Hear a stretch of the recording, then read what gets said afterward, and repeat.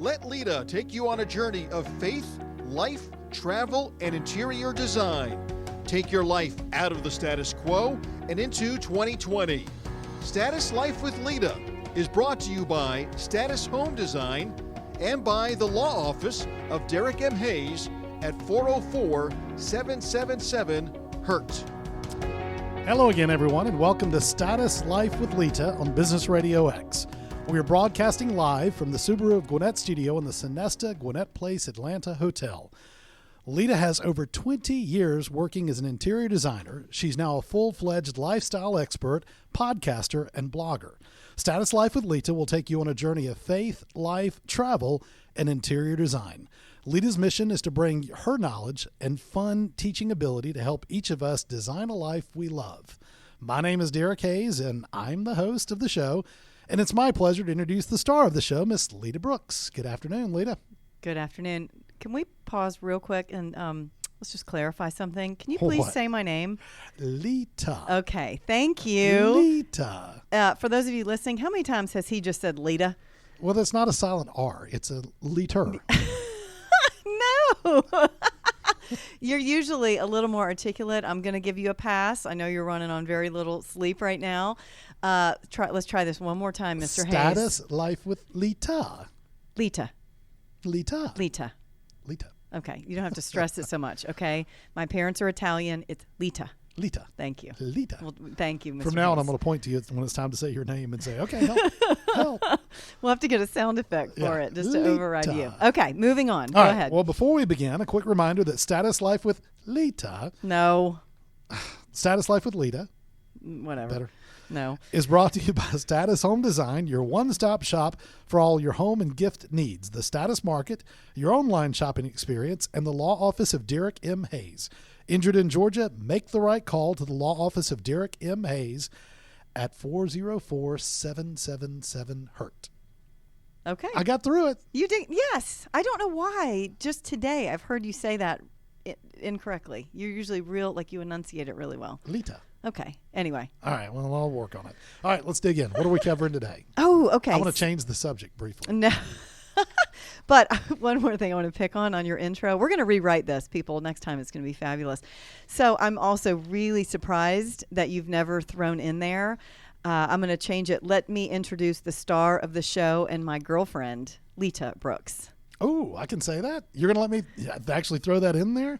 Heck yeah, I'll change it. I'll throw it in there. I'm just kidding. My I just said I'm girlfriend. surprised you haven't said that because you like to throw that term around a lot. Yeah, well. And okay, so you've probably never seen this episode, right? This was a Sex and the City show where Carrie, who's my age, maybe she's even in her late 30s in the show, she thinks she's too old to have a boyfriend. She won't call him that. She starts referring to Mr. Big as her man friend. Okay. And so I get that because I'm in my 40s and I feel really silly referring to you as boyfriend. Well, you are correct. I have never watched Sex and the City. You're exactly right. I don't know who Carrie is, but okay, if Carrie doesn't want to call him boyfriend, so be it. But well, I'll get you won't to call watch me it. that either. No, I don't. I don't. Never I call won't me say boyfriend. that. I do acknowledge that you're in my life, but I won't use the term boyfriend. He's the guy that can't pronounce Lita. No, I don't say that either. Well, close.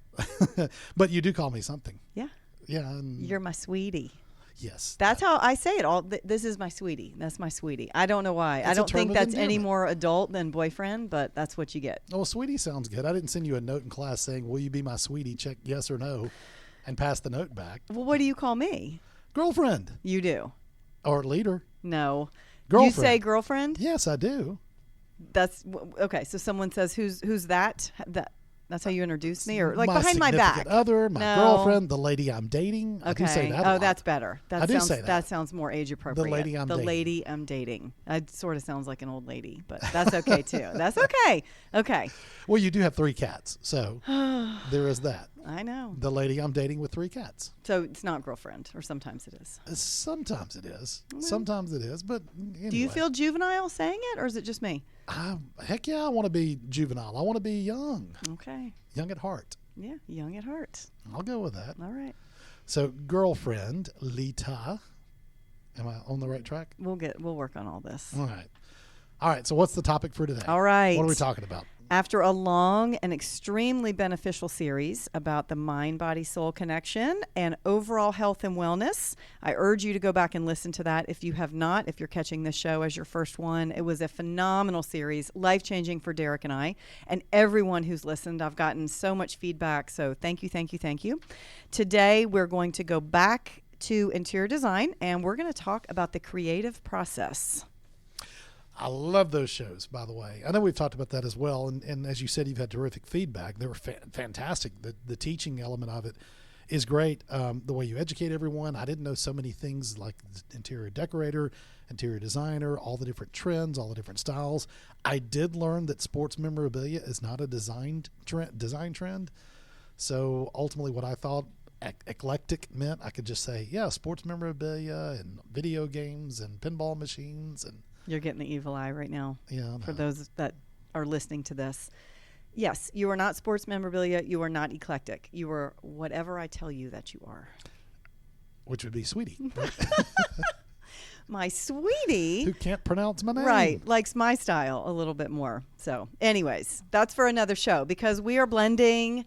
We have a house under contract. We just sold a house. We have a lot coming up in the future, but we do have some fantastic shows lined up. And you've given me the one closet I get to decorate for myself. That's right. That's right. You have your closet. I've saved all your pictures. And yes. And the interesting thing is we're moving closer to Athens. And those who are listening, Derek is a Bama grad. Absolutely. So this is going to be very interesting to put Mr. Hayes and all of his sports memorabilia collection, primarily which Alabama, is very vast, in to Athens.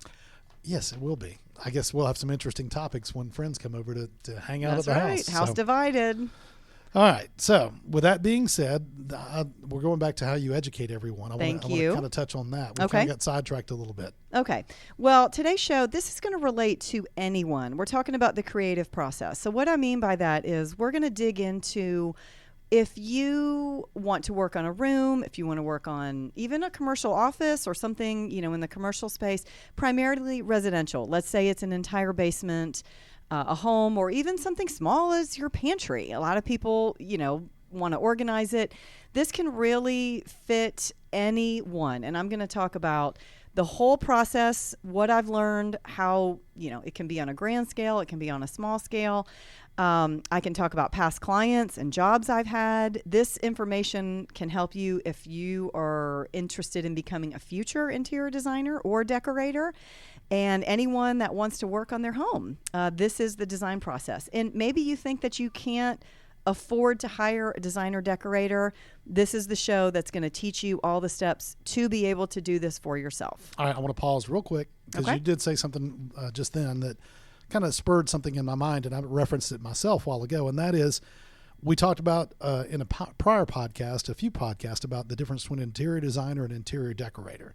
Can you kind of give us some bullet points again on those to differentiate between the two? Sure. Yeah. Okay. I'll do a quick summary.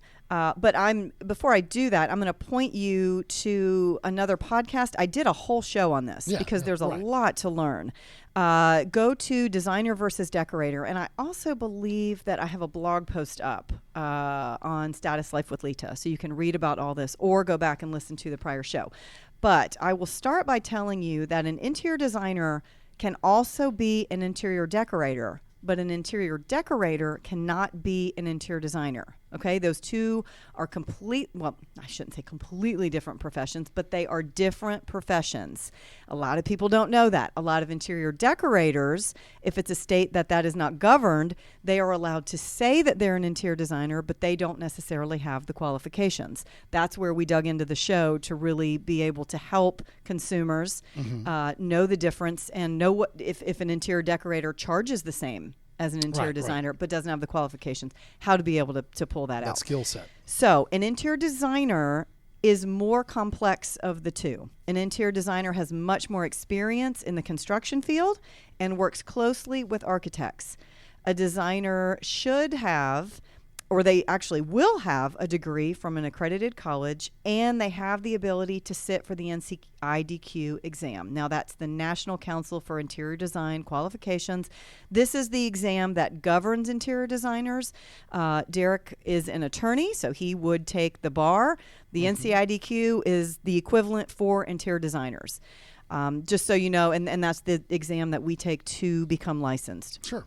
An interior designer will have drafting experience and will have more knowledge of codes, construction laws, and handicapped accessibility. So decorating, not design, decorating is a very important part of the job, and it's what brings to life it's what brings the project to life. I should say that a little better. Interior decorating can be a very lucrative career. It's under the umbrella of design. It includes floor coverings, paint colors, accessory items, and furnishings. So this is the finished product, right? The decorating is, it's the wow factor, but it's the end. It's not the construction. Maybe you get just a plat of land, and an interior designer can do or can work with an architect and actually build you an entire home, working with the contractor, again, hand in hand. An interior decorator is going to come in at the end and possibly do your window treatments and help you purchase your furniture. And they can be involved in the selection process. They may help you get your plumbing fixtures and things like that. But an interior designer is really going to know more about all the mechanics of the home, where an interior decorator just does the finishing touches. And the prior podcast, you had terrific examples of the difference. Yes. About placing closets in certain locations, doors, outlets, all those kind of things that designers would know, but decorators would not necessarily have that skill set, that knowledge. Sure. I can think of an example right now, only in the immediate. It's the house that you and I are purchasing. Can't spit it out. And when you walk in, there may be a structural wall, and we want to open this up because it's got a 20-foot vaulted ceiling, and it's beautiful. An interior decorator may not even know that that's a possibility. So I'm currently working with an engineer trying to figure out if that's a load-bearing wall. Do we need to not open it up to the ceiling, just open it up to the 10-foot mark and put a structural beam? Is this wall supporting the house, or is it just cosmetic, and can we take the entire thing out? But you have to have someone with that knowledge and that skill set. I'm still going to consult with an architect and an engineer, even though I have my opinions as to if this is structural or not. I'm going to make pretty darn sure our house does not fall down. But that is the point. I'm not just in there picking paint colors. I'm in there reworking rooms, changing doors, flip-flopping things around. I'm even taking a full wall out all the way to the ceiling. And so somebody hiring you going into a project would allow you to look at the schematics of the home before it's built, the blueprint, so to speak, and you could kind of tweak those structural issues early on. Sure. Where a decorator can't do any of that. A lot of times they want you to. They're going to say, I am ready to pull the trigger. I need to put another closet. Can we sit and look at this? And you walk through it and make sure that everything is in the right place. I've done that before many, many times and say, okay, well, this door doesn't swing the right way. Or, hey, if you cut this out, you could add this much square footage. Or you actually, you actually don't have a linen closet. And what woman would build a bathroom or even have a second story and not have linen? And it's just these little things that may not be on the plans that you want somebody with a trained eye to be able to grab. Say, by the way, we need to squeeze something in here. Absolutely. Right. Where's your flex space? Yeah. So anyway, tons. And again, there's another podcast. We could go on and on about this. There's tons, but we have a lot to jump into. Yeah. And one more thing before we move on. Okay. You said something earlier that kind of caught my attention, and that is you said something about people don't think they can afford to hire a decorator or designer. But in reality, having done the prior podcast with you, that's not necessarily a true statement. They can't afford them. And in reality, it could save money, correct? Oh, absolutely. Yes. Hiring an interior decorator or a designer, depending on your project, you're really, I don't want to say you're taking out, because it doesn't, we can make mistakes. Obviously, it happens. We are human. But if you're someone who really struggles with how to pull all this together, you don't know what to purchase. Let's say you make big purchases. You're going to purchase sofas and a whole living room set or a dining room set. And you pull the trigger and you're not really sure, and then you don't like it or it doesn't fit. We've had that a million times. Rugs aren't the right size. We invest all this money. Oh, it just doesn't work. So now you're going to spend more money to fix problems where if you had invested at the beginning of the project, use the wholesale lines that we as designers are able to help you purchase the furniture through using this, rugs and all the access that we have, lighting. I mean, you can actually end up saving money. So you're going to save money on the headaches, and that can also be financial, right? Sure. If you make mistakes, if you put lights in that they don't fit, you don't have the proportion right. Once you spend the money on these things, a designer is going to know that right off the get-go, and they're going to save you money on those problems. Not to mention, we have the ability to buy this stuff at wholesale cost. So yes, there's going to be a markup for our time. There's going to be a markup. We have to pay tax. We have to pay freight. I get all that, but that's built into these items anyways. Mm-hmm. So yes, it's going to look the way you want it, if not exceed your expectations, save you headache, and possibly save you money. I can speak from personal experience because when we staged my home for the purpose of selling it, I benefited from those wholesale prices of the new couch, new love seat, new end tables, rugs, put new lights, new lights, all that. The fixtures were changed. I mean, lots of things that were done to spruce up the house for the purchase of sale, and it would have been a lot more expensive had I not had that connection through you and through Status Home Design to be able to go and again, purchase at wholesale cost. Yes. All right. So we kind of got sidetracked a bit, but I will reiterate one more time. Go back and listen to the prior podcast, and you'll learn a lot more about specific details between the interior decorator, interior designer, and that aspect of it. But you mentioned in reference the creative process. That's what we're going to jump into. Creative process. The fun part. Yeah, exactly. Yes. All right. Let's jump off on this. Okay. Where do we jump into? Where do we start? Okay. So for me, I'm going to talk about residential primarily. You can spin this any which way you want, but we're going to talk about the 5 basic steps in the creative process, basically the start to finish. Let's just call this the design process, but I'm going to hone in on kind of where the creative comes into pulling a job together from start to finish. So the 5 steps that I use for the interior design process. Number 1, we're going to have our consultation. Number 2 is going to be the proposal and the schematic design. Those are hand in hand, and I'll explain that in a second. Okay. Then we have our quotation. That's where the money comes in, and we lay it all out there. This is how much it's going to cost. Then we have the implementation, where we go to work. And then we have completion and install day, punch list. So those are the big bold basic, heading steps. Right. And we can break all these down. Let me also mention, okay, if you're listening to this and you're saying you went to interior design school as I did, and you go, wait a minute. Hold on. I know a lot more. Yes. When you study this out of a textbook, let's say you work for an engineering firm, an architect firm, these steps can get much more complex. I learned this that had 6 steps, and they sound a little bit different. So I have to touch on these because, again, what I gave you in the top, the consultation, proposal, quote, implement, that's basic. Mm-hmm. That is me handling residential interior design on a daily basis. If you're going to learn this, maybe you work for a hospitality firm, maybe you just have a residential firm, but here we go. Programming, that could be the first step. Concept development, presentation, design and documentation, then you go to execution, then you go to evaluation. That is all of those steps, and they sound a lot more complex, and they are. Right. And there's much more bullet points under them. Mm-hmm. But the very basic approach, though, would be I'm here to teach the basics. I'm here to teach anybody who is either interested in interior design and decorating or just has a project they want to, or let's say you're in school or you want to be in school. So anyway, I just wanted to not breeze over that and say, yes, I understand. I went to design school too. I know what the textbook steps are. But I find that I don't use all of those complex steps on every job. If I do something large, I do something commercial. I think where a place you would use those, if you're in hospitality design and you're doing lots of hotels and restaurants and things like that. If you're in medical, you're definitely going to use the more complex system, and definitely commercial too. If you're doing large scale commercial business offices, yes, you're going to yes.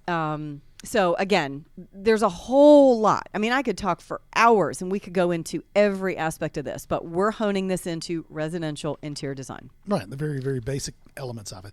So I've heard you in the past, we've talked before about, all this kind of in broad terms, but I've heard you say too that no two jobs are alike. I've heard you use that phrase many times before. Can you tell me exactly what that means? Sure. I say what that. do you mean by that? I say that all the time. So I just had a meeting with my design center staff last week, and in guiding designers, I've got 2 new ones, and so they're looking at me. They're here to learn. And when I say no 2 jobs, there's no 2 homes. There's no 2 homeowners. There's no 2 budgets. No 2 styles. There's no 2. And the style, actually, Derek, I'm going to no, that's not true. You can have the same inspiration. You can say, I am absolutely farmhouse. That could be the exact same. Or you could say, I'm very modern, or I'm contemporary, or I'm transitional. There's all these design styles that you could say, I fine-tune that style, but your house is not going to look exactly like somebody else. You're going to bring to the table pieces that you've inherited or a different budget. You could be modern farmhouse, and you could have a $50,000 budget, and you could be the exact same modern farmhouse and only have a $5,000 or a $10,000. So the items that are going to go in are going to look a whole lot different. So style-wise, you may think you're the same, but that's why. Different personalities. There's all sorts of things that make no 2 jobs alike. And so that's where you get creative. That's the whole point of this podcast, is to say, absolutely, we as designers have to take this as a package. Every single job is different. There's no cookie cutter way to do this. We use the 5 steps of the interior design process to fine tune how we do things. But yet the creative part of this is where it's always different. Does that make sense? Yeah, it does. I see exactly what you're saying. Okay. You look like the wheels are turning. Yeah, and I'm are. glad. That's what I'm doing. I'm giving you your design education. For once in my life, the wheels are turning. Oh, haha. Yes, No. I do understand completely. But let's talk about the creative process too. Let's talk about consultation. Let's kind of break these 5 elements down. We'll start with that. So I call you. I want a consultation. Go from there. Okay, perfect. So most times, now I have a full showroom. I have a design center. I have a store. So I have the capability for the consult to be at my store. I find, and I say we, all of my designers, we find no benefit to that. If we're working on your house, the consultation needs to be at your house. That makes sense. Of course, right? It seems like it would be common sense, but you don't always see it that way. Sometimes designers want to meet in a public space or a restaurant. They kind of want to do the wine and dine. That's great. That all comes later when we're in the project. I feel like when you're getting to know your client and you're building rapport. I like to do the consult at the home. I feel like it's the most bang for your buck. And we come over, and that's basically where the client lays out the scope of work. You're going to go through, let me back up just a hair. I tell everyone, before I come over, I want you to lay out anything you've ever wanted to have finished. Sometimes we end up jumping to the end before the beginning. I want to see it all. If you're getting me over there and you've got my undivided attention and we're there to work on your house, what is your ultimate wish list? Because if I'm out shopping and resourcing, I may find the perfect piece for that bathroom that we may not be touching for a year, but I may find it. And I need to know that it's on the list. Okay. So the consult should be as comprehensive as you can possibly make it. Would that include, I love this piece of furniture. I want this piece of furniture to be a highlight of my dining room. Oh, absolutely. My living Yes. room. Okay. Yes. That's the creative part, because that's where the design challenges come in. So if you're bringing me over and I'm laughing at one homeowner and they said, we just painted the entire home. We need you to come over and help us, pull all this together. And I went over and it is not the color I would have picked. and I was stuck with some of the furniture that some we were going to change and some we weren't. But the furniture we weren't did not match. Now, again, I've talked about cool tones and warm tones, and I can't jump into all that right now. We don't have enough time. But you've got very, very warm tone sofas, and they put cool color on the wall, and nothing matched. That would have been me. And here, of course, yes, it would have. It would have. here I am standing there going, oh my God, what do I do? What do I do? You know, and again, I go to work, and that's where we've titled this The Creative. That's where I have to get creative. I have to start knowing in my mind, all right, I've got to use pillows. I've got to get a throw. I've got to get some art on the walls that's going to tie these two colors, these two tones together. I got to find an accent color. I've got to use the 60-30-10 model for color. 60 is your main color. 30 is your next accent color. And then 10 is the little, you know, the fun, the pop-a color. So all of these interior design things start going through my brain. But anyway, all of that starts taking place within me during the consult. Okay. We nail down the scope of work.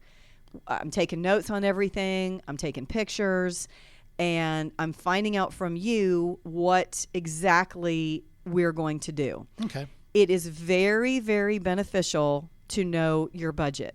And this is the one part that is the hardest for an interior designer to ask, and it is the hardest for the homeowner to say. I could see that. Right. That's right. How much are you expecting to spend? And their number is way below where it should be, or way above what it should be. Exactly. And the clients are afraid, because if they tell you, okay, I can spend 20, it's like telling anyone who's in sales, oh, I don't want to say it, because then they're going to gouge me.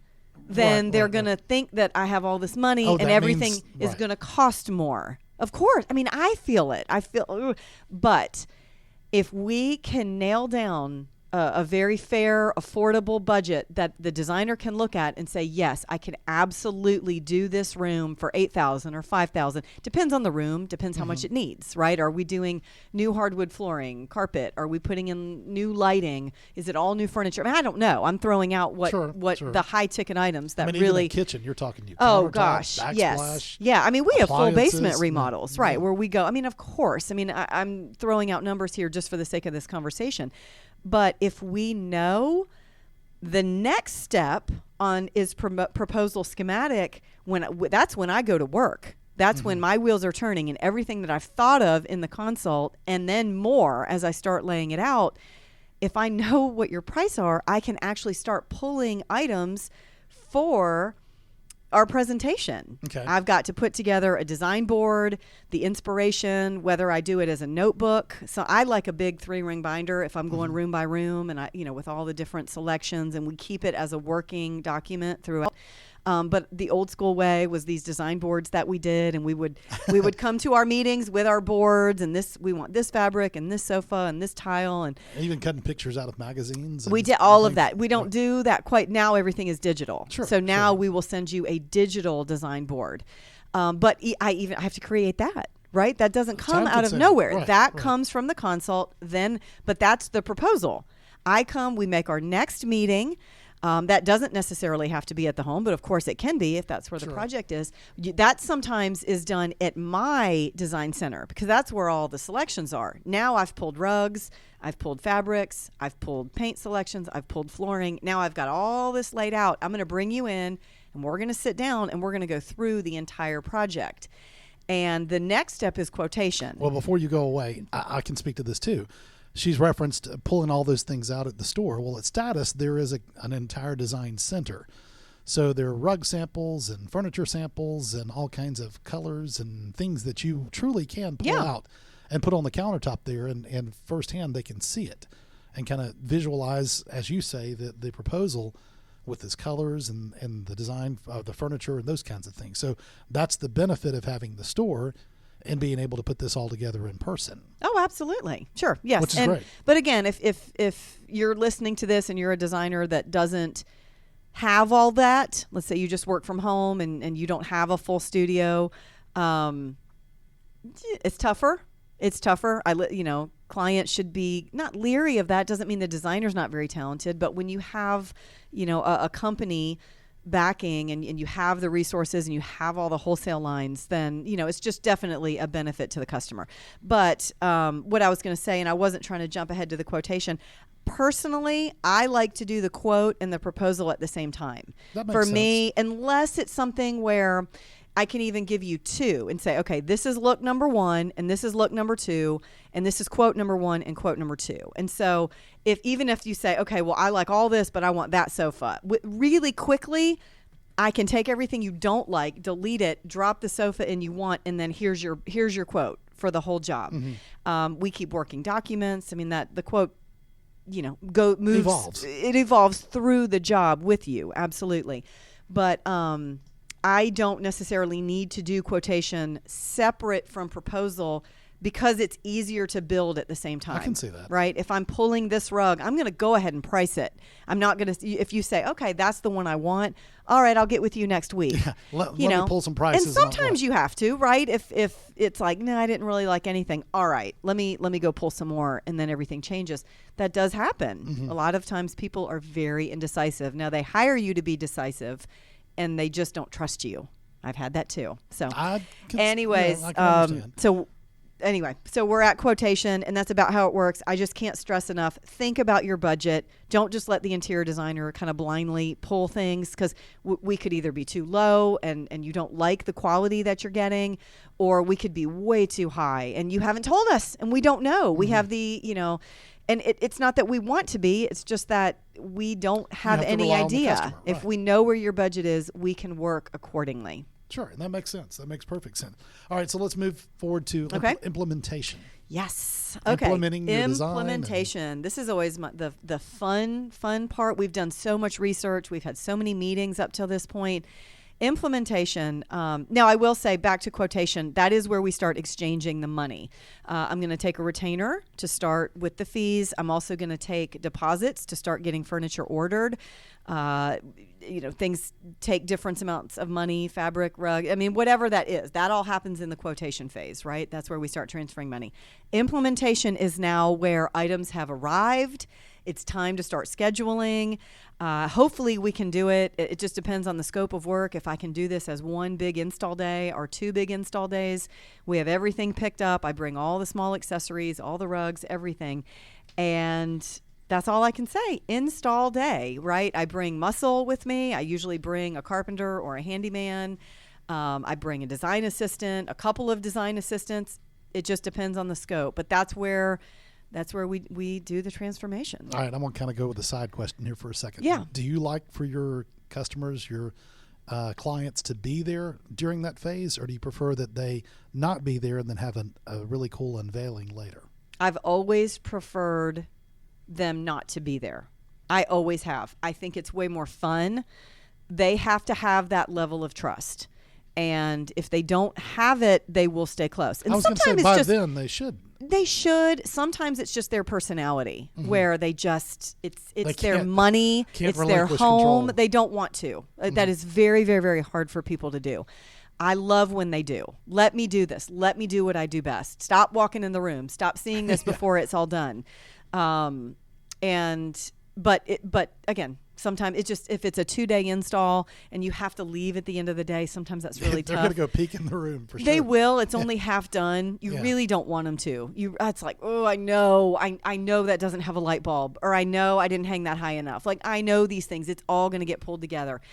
They'll come and they'll kind of nitpick through it. So I like closed eyes until the end. I personally think that would be fun. That would be a fun way to do it. It is. You leave and you come back. When they cry, when you get tears and they're so excited. Oh, it's the best feeling. That's why install day, I think for any designer, that's it. That's the bread and butter, making people happy, taking their ideas, their dreams, their wants. This is their home. There's nothing more personal to someone than their home. And when you transform it and they love it, that is the best feeling. Oh, I can see that. From my standpoint as an attorney, when I'm able to actually close a case for a client and get it done and get the compensation for them, it's the same thing. Absolutely. It's that moment of excitement when you start talking about what the outcome is. Yep. And for them, it's walking into the room and now seeing what you've done to transform Absolutely. that living space. You help them and they're grateful and they're excited. And it's life-changing for both sides. Sure. All right. The last phase of this was completion. Just completion. It kind of goes, self-explanatory, but a lot of times too, completion can mean something has been back ordered. Completion can drag on, unfortunately, especially right now. We're having such a difficult time getting merchandise. Even stuff that's coming out of the United States, just because of COVID, everything is really backlogged. A lot comes from overseas, from the distributors that we buy from. And it's just, everything is taking a tremendous amount of time. And that really makes a job feel like it drags on. You're going to have a punch list. I mean, let's just say, things you got to touch up this paint, or the floor got dinged, or, just the furniture is damaged. That all goes onto the punch list, and you have to wrap all that up. And it can be very frustrating and it can be very tiring, but it's part of the job. It is not done until the punch list is complete. I can see that. Yeah. It's like building a house or anything in the industry that I'm in. I mean, you have, maybe with any project, really. I mean, it's not over till it's over, and there's can be a lot of loose ends, and you have to be diligent. You have to tie them up. You want to be their designer for life. You want to be the person that they rely on every time they want to change styles, or every time they want to change a room. You have to do a good job to become that person and refer you to their friends. Yeah. And absolutely. do the same for them. Yep. So just to kind of go back through it, consultation, proposal, I wrote these down. Okay. Consultation, proposal, quotation, implementation, and completion. And those are the basic steps. Very basics. That's the nuts and bolts of the design process. All right, yes. I thought of another question while you were talking, and that is, what do you look for to get inspiration? As a designer. All right. This is where we're going to talk about the creative part, right? We're sort of honing in on what makes us creative. You have to talk about the process. Where does the creativity fit in? Okay. So where do I get inspiration? Now, this goes back to, we talked about this too. No two jobs are alike. Sometimes I have to get inspiration from a piece that the client has forced me to. And what I mean by that is, if I come into a project and they've bought a rug and they said, this rug does not leave. We spent bukus of dollars on this when we went to Turkey and bought this Turkish rug and shipped it over here. This rug stays. That now becomes the inspiration for the room. Okay. I know I have this concrete piece and the colors in it. I have to work around it. A lot of times it's furniture. I inherited this from my grandmother, or this was my mother's, and now I'm going to build a room and a style around a piece to feature it. Yes, or sometimes it's to make it blend. Sometimes it's to hide it. You never know. Right. What if it's ugly? I like it, but can I repaint it, or can I kind of put it in the corner? How can I dress it up, or can I put a tree in front of it? I don't know. Sometimes they're beautiful and they're stunning and they're antiques, and you want to feature it, but not always. You will never, you won't believe how many times it's, I gotta work with that, this clock or this art, or it doesn't fit with the style of the room. My girls, my designers, they worked together and just did a huge project. They're still working on it. Absolutely beautiful. I had seen a lot of the furniture kind of coming in the store. They keep me abreast as to what's going on, but I hadn't physically walked in the space because, again, I'm not point on this project. The girls are. And I went in and went, oh, man, it's so beautiful. It's so beautiful. What is that? And there was this huge piece of very, very traditional art on the wall. And they said, she's not parting with it. And I went, oh my God, you just did all this modern and it doesn't match. And it's like, and they have, that is their creative challenge to work around it. And it just happens. You will have these pieces that people have sunk money into, they have sunk their heart into, or it comes as a sentimental piece. That becomes the creative challenge. And we build a room around that. I'm going to keep going and just say that a lot, though my inspiration would be anyone else's, along with my imagination. So we love Pinterest. We love it for just seeing the beautiful pictures and getting inspiration for a room and for a style. Pinterest is a search engine, and for designers and decorators, it's fantastic. I don't want to use it. I want to be original in my ideas, but I like it for inspiration. There's a big disconnect there. I've got to use my imagination. That's the best part. A lot of people hire a designer because they don't want what everybody else has.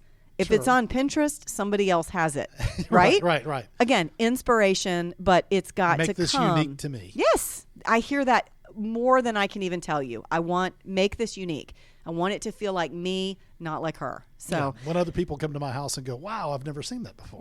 Yes. Magazines, of course, it's sort of a dying art. Sorry if anybody's listening to this and they're in the magazine business. We don't we don't read them like we used to. Most everything is digital now. Of course, Instagram has become a huge hub for all things for your home. There's other sites out there. There's Houzz and Facebook's not really great as far as getting inspiration from, but even Google Images, it's huge.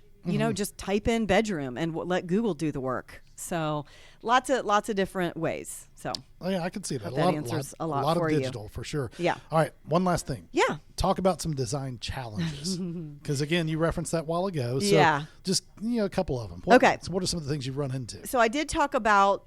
We did. I was saying, okay, this can be a challenge. And I gave you that one example of when I walked in and it was like, oh, this is not the right. Can we change all your sofas? Because you just spent a fortune can we repaint painting this massive house and nothing matches. Okay. I did talk him into letting me change out a couple sofas, but I'm still working on them on some other things. So that does happen. The biggest challenge is when you're brought in and something that you absolutely would change, they are very regimented in their answer that it's not going to change. And so you have to work around it. That's always a challenge. Another challenge is when hubby and wifey don't agree. And I say that because that happens. There are guys out there that'll actually say, honey, I don't agree with you on that. There are plenty of men. I've had plenty of husband and wife as clients, and he's much more vocal about the design process than she is. There are plenty, and that is fabulous. I have no preference who I'm working for. The biggest struggle for me is if you don't agree. I've had wives and like, my husband is fabulous. You'll be working with him. He loves this. He's so creative. Great. Awesome. But I worked on a job where the wife was the point. I didn't even know the husband was involved. Had no idea. Had only met him in passing as we waved, hey, I'm here. No idea. So we go, we have the install day, can't wait. This job had dragged on forever. And I thought from the original concept that we were doing more farmhouse, more cozy, more wood, more textured. And I do the install day. She loves it. I get the tears. We're hugging. Fabulous. I get a call within 24 hours that over half the decor items are all going back. Because hubby didn't like it. He's modern. He's not farmhouse. So lots of pieces, the planner, the coffee table. I had no idea. This was not articulated to me. I went back through my notes. I went, oh my God, this was all on the design concept. This was all in the back in the original phases of this. Nope. It all changed when he looked at it and went, no, this is not what I want. And so again, that can be a challenge. So it happens. You roll with it. You make everybody happy. Change things out. I brought some new pieces. Fine. You just you just roll with it. The job's not done. Now we're into completion, right? We had the install day, and if it doesn't go well by completion, then you're still working.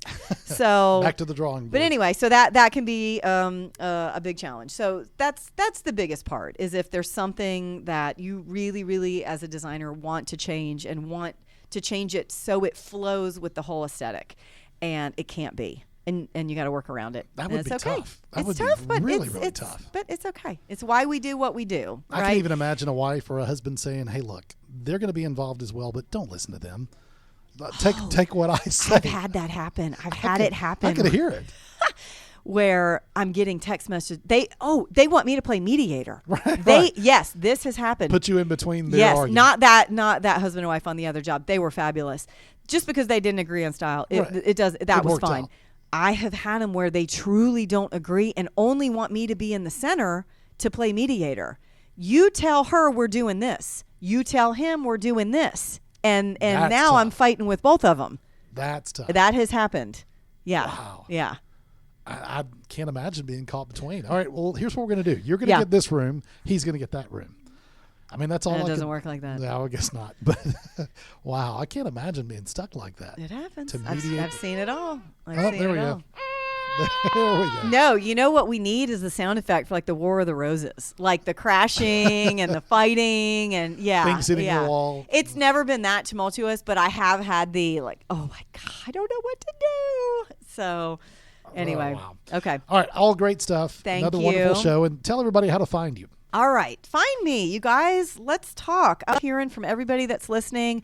Status Life with Lita. I'm on Facebook. I'm on Instagram. Go to the blog. If you have a question, you could submit it to any of those places, to the contact me or the DM on Facebook and Instagram. That's where I am. Questions. If you have any questions about the design process, the creative process, interior design, interior decorating, let me know. Topics for future shows. If you have a question, yeah, absolutely. So, Status Life with Lita. Simple as that. Website.